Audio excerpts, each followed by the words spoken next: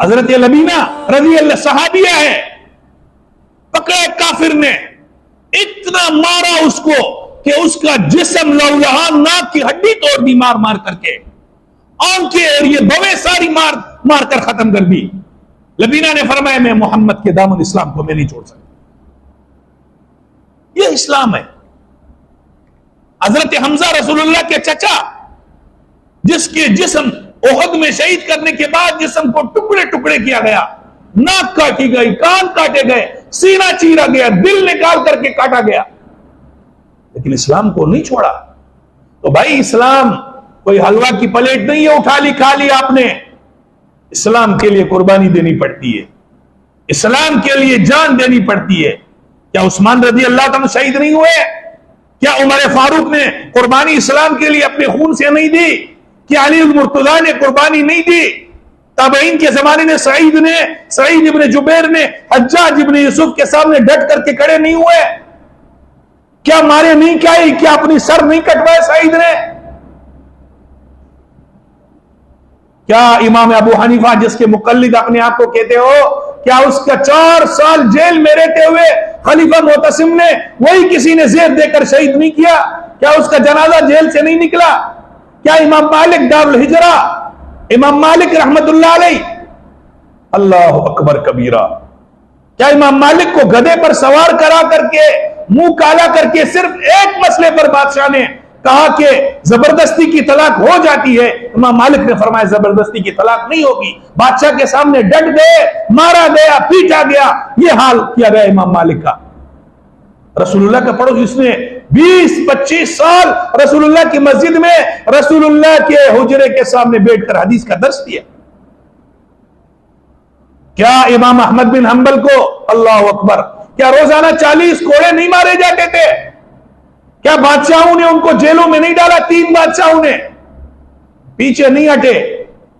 یہ لوگ تھے، پیر بدل گئے، مولوی بدل گئے، فتوے والے بدل گئے، لیکن امام احمد بن حنبل اپنی بات سے نہیں ہٹا، ڈٹا رہا اسلام اور دین پر کہ سارے بادشاہ پیچھے ہٹ سکتے، امام احمد بن حنبل اپنی بات سے نہیں ہٹ سکتے۔ مسئلہ کیا تھا؟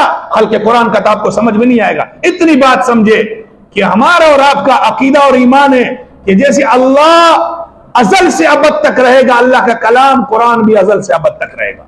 اس نے کہا نہیں، قرآن مخلوق ہے۔ جیسے اللہ نے آسمان کو بنایا، حالانکہ آسمان تو حادث سے ختم ہو جائے گا۔ اس پر امام احمد بن حنبل ڈٹ گئے۔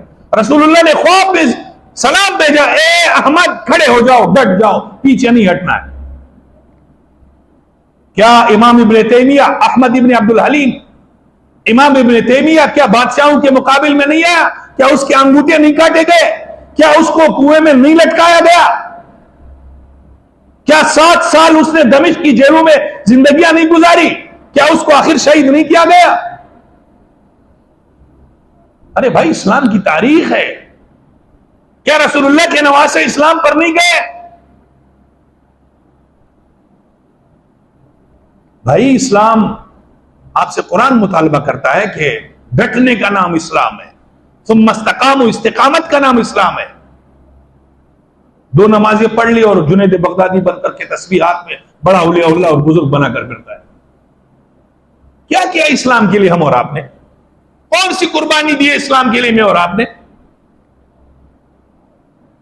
کیا شاہ ولی اللہ محدث دہلوی جو بر صغیر پاک و ہند میں جتنے علماء کسی بھی مسلک سے تعلق رکھتے ہیں، جن کا سلسلہ سند امام شاہ ولی اللہ تک پہنچتا ہے، شاہ ولی اللہ یہاں پر قرآن اور سنت کو لے آیا، کیا اس نے انگریز کے خلاف جہاد کا فتویٰ نہیں دیا؟